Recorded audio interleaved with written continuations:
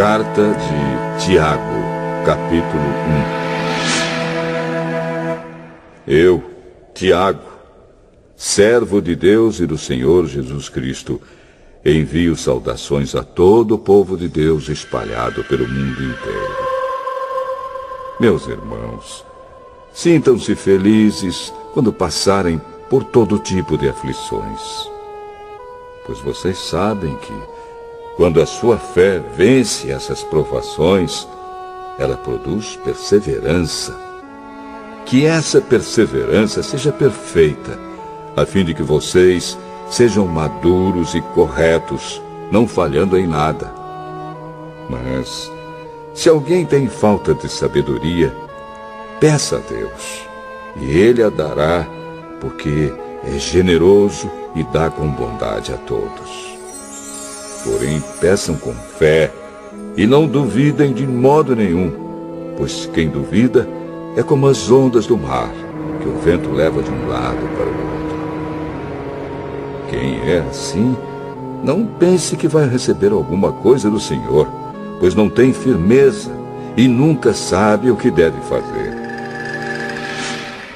Um irmão que é pobre deve ficar contente quando Deus faz com que melhore de vida. E quem é rico deve sentir o mesmo quando Deus faz com que piore de vida. Pois quem é rico desaparecerá como a flor da erva do campo. Quando o sol brilha forte e o seu calor queima a planta, aí a flor cai e a sua beleza é destruída. Do mesmo modo, quem é rico será destruído no meio dos seus negócios. Feliz é aquele que nas aflições continua fiel, porque depois de sair aprovado dessas aflições, receberá como prêmio a vida que Deus promete aos que o amam. Quando alguém for tentado, não diga: esta tentação vem de Deus. Pois Deus não pode ser tentado pelo mal, e Ele mesmo não tenta ninguém. Mas as pessoas são tentadas quando são atraídas e enganadas pelos seus próprios maus desejos. Então esses desejos fazem com que o pecado nasça, e o pecado, quando já está maduro, produz a morte. Não se enganem, meus queridos irmãos. Tudo de bom que recebemos e tudo que é perfeito vem do céu, vem de Deus, o Criador das luzes do céu. Ele não muda, nem varia de posição, o que causaria a escuridão. Pela sua própria vontade, Ele fez com que nós nascêssemos por meio da palavra da verdade, a fim de ocuparmos o primeiro lugar entre todas as suas criaturas. Lembrem disto, meus queridos irmãos. Cada um esteja pronto para ouvir, mas demore para falar e ficar com raiva, porque a raiva humana não produz o que Deus aprova. Portanto, deixem todo costume imoral e toda má conduta. Aceitem com humildade a mensagem que Deus planta no coração de vocês, a qual pode salvá-los. Não se enganem. Não sejam apenas ouvintes dessa mensagem, mas a ponham em prática. Porque aquele que ouve a mensagem e não a põe em prática é como uma pessoa que olha no espelho e vê como é. Dá uma boa olhada, depois vai embora e logo esquece a sua aparência. O Evangelho é a lei perfeita que dá liberdade às pessoas. Se alguém examina bem essa lei e não a esquece, mas a põe em prática, Deus vai abençoar tudo que essa pessoa fizer. Alguém está pensando que é religioso? Se não souber controlar a língua, a sua religião não vale nada, e ele está enganando a si mesmo. Para Deus, o Pai, A religião pura e verdadeira é esta: ajudar os órfãos e as viúvas nas suas aflições e não se manchar com as coisas más deste mundo.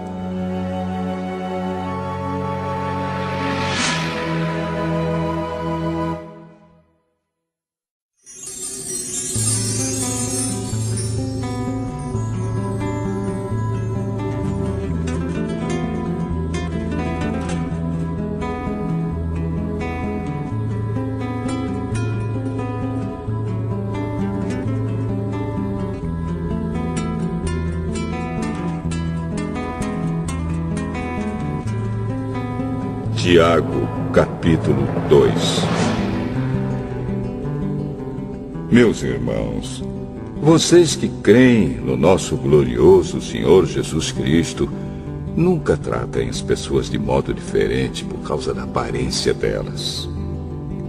Por exemplo, entra na reunião de vocês um homem com anéis de ouro e bem vestido, e entra também outro, pobre e vestindo roupas velhas. Digamos que vocês tratam melhor o que está bem vestido e dizem: este é o melhor lugar, sente-se aqui. Mas dizem ao pobre: fique de pé, ou sente-se aí no chão, perto dos meus pés.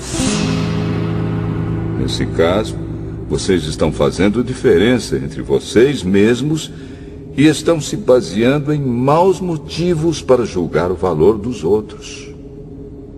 Escutem, meus queridos irmãos.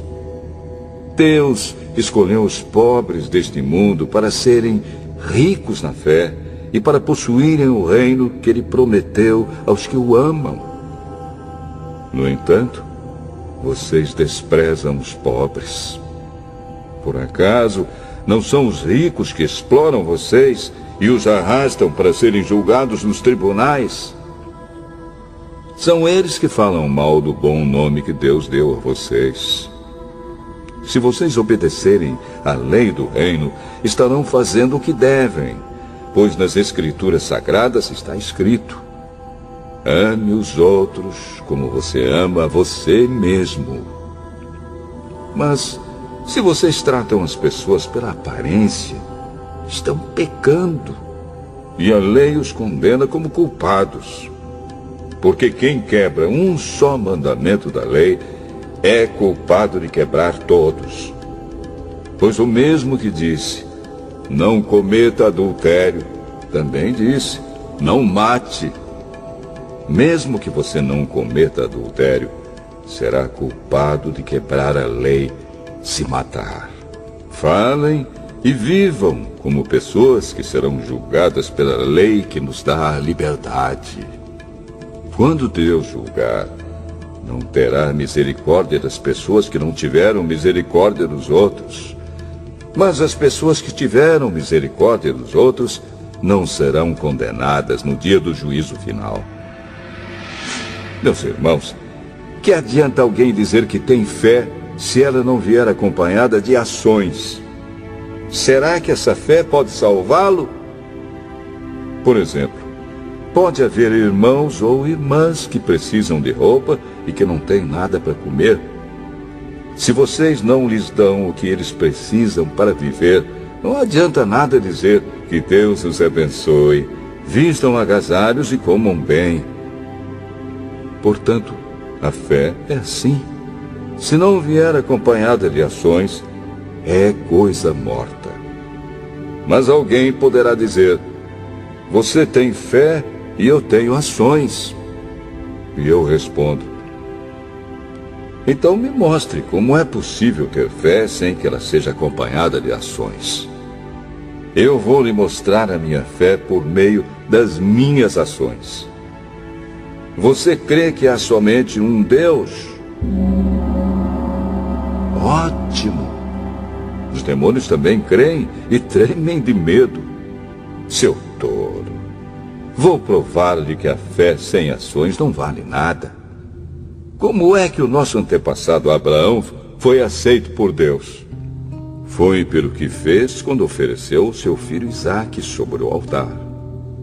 Veja como a sua fé e as suas ações agiram juntas. por meio das suas ações, a sua fé se tornou completa. Assim aconteceu o que as Escrituras Sagradas dizem. Abraão creu em Deus e por isso Deus o aceitou. E Abraão foi chamado de amigo de Deus. Assim, vocês veem que a pessoa é aceita por Deus por meio das suas ações e não somente pela fé. Foi o que aconteceu com a prostituta Raabe, quando hospedou os espiões israelitas e os ajudou a sair da cidade por outro caminho. Deus a aceitou pelo que ela fez. Portanto, assim como o corpo sem o espírito está morto, assim também a fé sem ações está morta.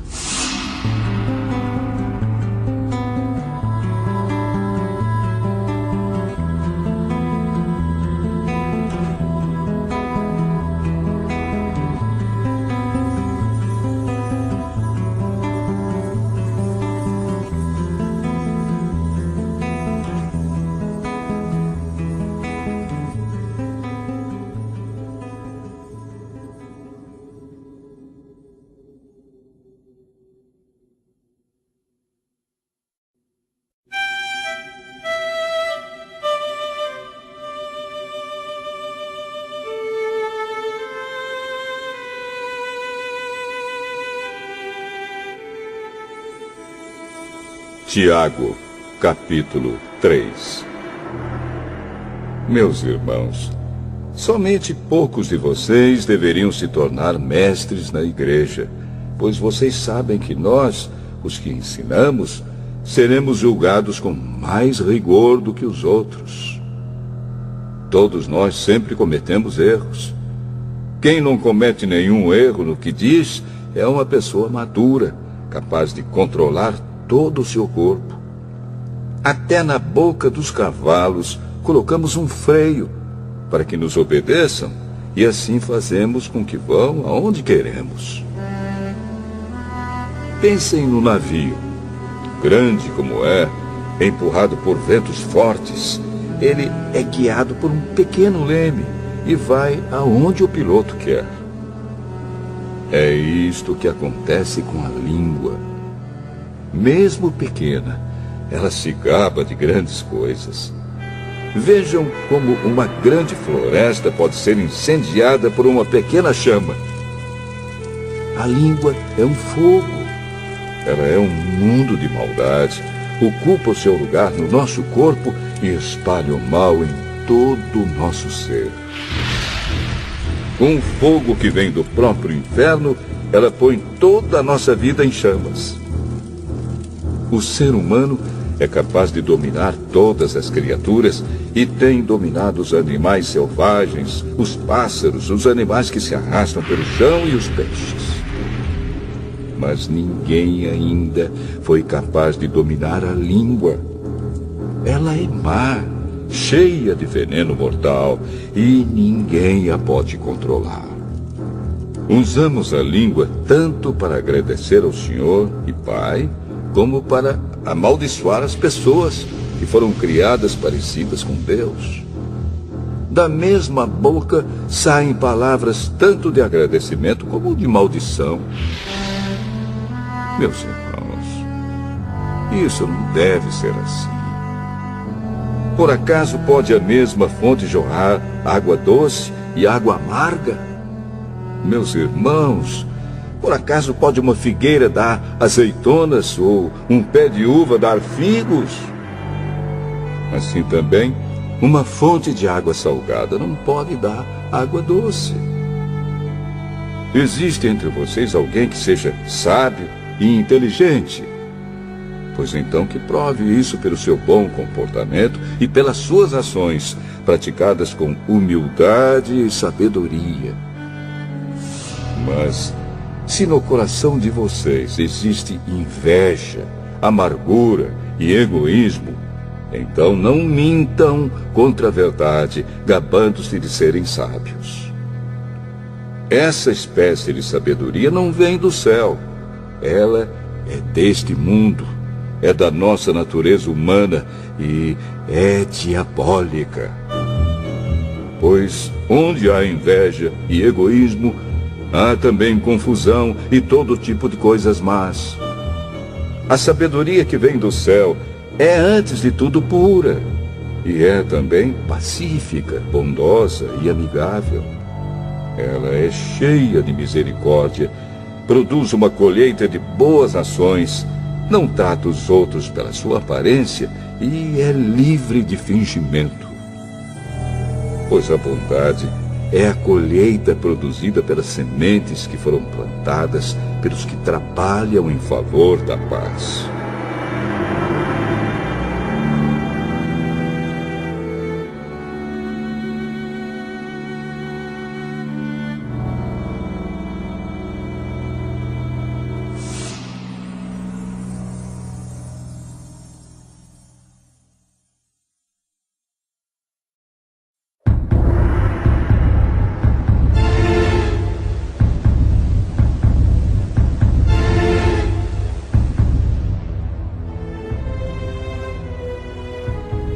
Tiago, capítulo 4.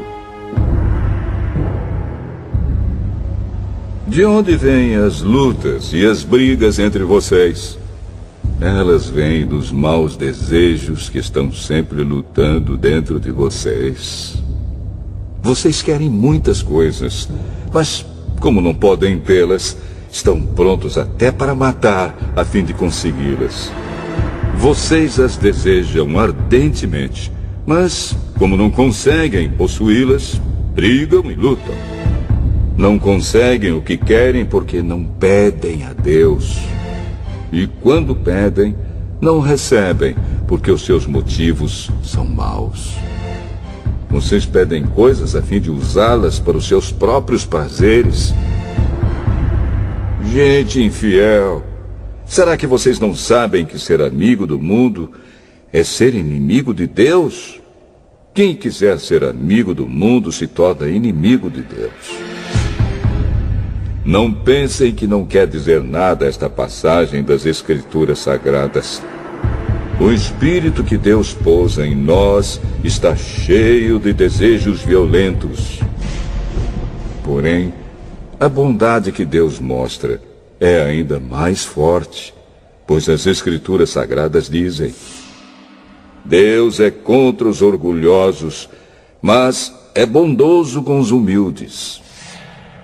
Portanto, obedeçam a Deus e enfrentem o diabo, que ele fugirá de vocês. Cheguem perto de Deus e ele chegará perto de vocês. Lavem as mãos, pecadores. Limpem o coração, hipócritas.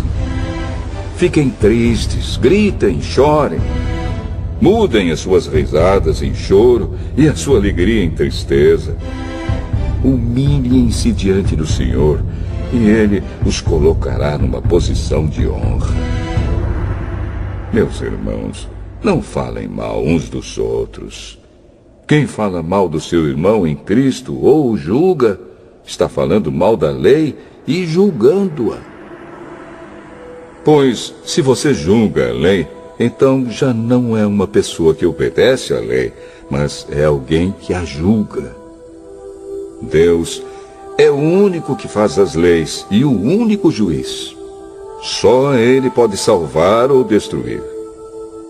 Quem você pensa que é para julgar os outros? Agora escutem, vocês que dizem: hoje ou amanhã iremos a tal cidade e ali ficaremos 1 ano fazendo negócios e ganhando muito dinheiro. Vocês não sabem como será a sua vida amanhã, pois vocês são como uma neblina passageira que aparece por algum tempo e logo depois desaparece. O que vocês deveriam dizer é isto: se Deus quiser, estaremos vivos e faremos isto ou aquilo. Porém, vocês são orgulhosos e vivem se gabando. Todo esse orgulho é mau.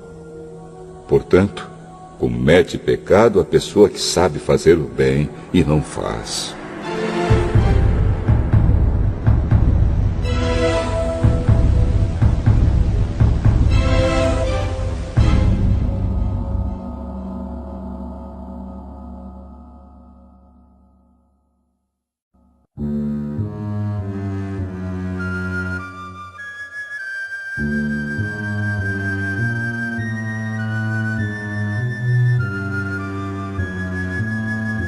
Tiago, capítulo 5. Agora, ricos, escutem. Chorem e gritem pelas desgraças que vocês vão sofrer. As suas riquezas estão podres e as suas roupas finas estão comidas pelas traças. O seu ouro e a sua prata estão cobertos de ferrugem, e essa ferrugem será testemunha contra vocês, e como fogo comerá o corpo de vocês. Nestes últimos tempos, vocês têm amontoado riquezas e não têm pago os salários das pessoas que trabalham nos seus campos. Escutem as suas reclamações. Os gritos dos que trabalham nas colheitas têm chegado até os ouvidos de Deus, o Senhor Todo-Poderoso. Vocês têm tido uma vida de luxo e prazeres aqui na terra, e estão gordos como o gado, pronto para o matadouro. Vocês têm condenado e matado os inocentes, e eles não podem fazer nada contra vocês. Por isso, irmãos, tenham paciência até que o Senhor venha.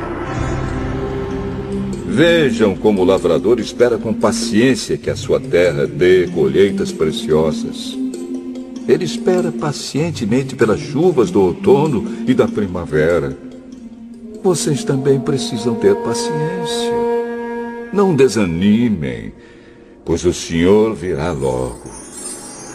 Irmãos, não se queixem uns dos outros para não serem julgados por Deus. O juiz está perto, pronto para vir. Lembrem dos profetas que falaram em nome do Senhor, e os tomem como exemplo de paciência nos momentos de sofrimento. E nós achamos que eles foram felizes por terem suportado o sofrimento com paciência. Vocês têm ouvido a respeito da paciência de Jó e sabem como no final Deus o abençoou. Porque o Senhor é cheio de bondade e de misericórdia.